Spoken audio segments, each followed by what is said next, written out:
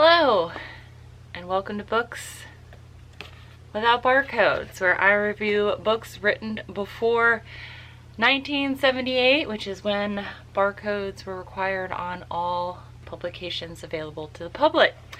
Today I'm reviewing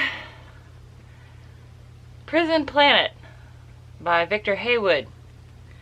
And as the title suggests, I can honestly say this is the worst book I've ever finished. Normally, and Books Without Barcodes now take the time to talk a little bit about the author, except for the fact that this is the only book this man has written, and after reading this book has faded into well-deserved obscurity and anonymity, because this book is just terrible. Between the oversimplistic prose, the overt misogyny, and the just absolutely unhindered racism in this book. And it's written in 1974, okay? 1974. And the beginning of the book, okay, the prose is so simplistic, it was like I was transported to trying to read Aragon for the first time, which, by the way, I never finished and will probably never finish because I like more complex sentence structure. And that's what the beginning of this book is. It's just like, you know, here is a dog. The dog jumps over the planet. Something like that. It's so simple. And then this book, also this copy, by the way, it's a first edition that apparently has a misprint. So I got to page 31. All right, page 31. I'm just in the beginning of this terrible trip, and something is happening, and there's no page. This entire page 32, is just not there. It's not there at all. And there are several points in this book where like words are just cut off, like they're not there. And then at the end of the book, there's just a random word, this, that has no relation to anything else. It just says this towards the end of the book, and it doesn't belong there. And there are incorrect words in this book where that is not the correct word for the sentence. It's bad. Before I got to that page that was completely missing, let's get into the misogyny. So the women in this Prison Planet society, alright, actually, no, before we get into the problems, let me get to the brief synopsis of this book to save you from the horror of reading it. So there is planet of prisoners, alright? It's basically like Australia was to England.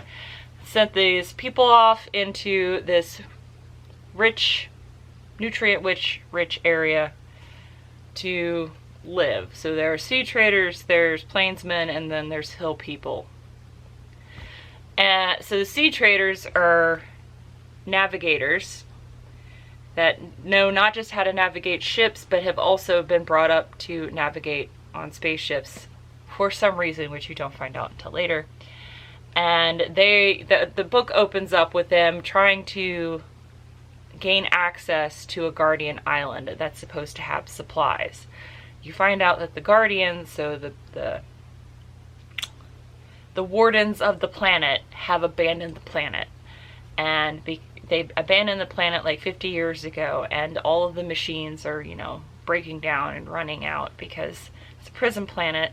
That's how they were trading the prisoners' goods off-world, and then they would trade them for upgrades and resupplies. But because the wardens, the guardians, had abandoned the planet, everything's falling to pot.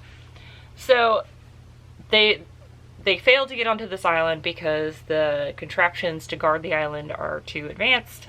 And so now they're trying to figure out there's a mystical base somewhere on the mainland, and they have to go on a quest to find the base and gain access to the base, where they encounter the plainsmen, where you find out that women are just for breeding and lesser than things.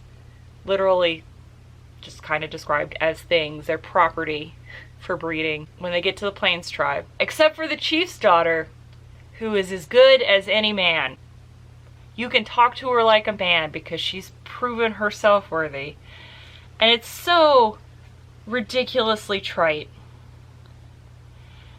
And what makes it worse is that once she joins the party to go to the base, she literally spends the rest of the book cooking and cleaning up after the party.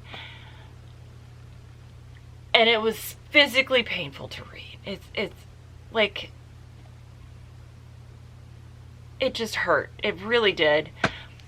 And then I got about a third of the way through the book where I found the first set of bad guys, which were the yellow men, okay?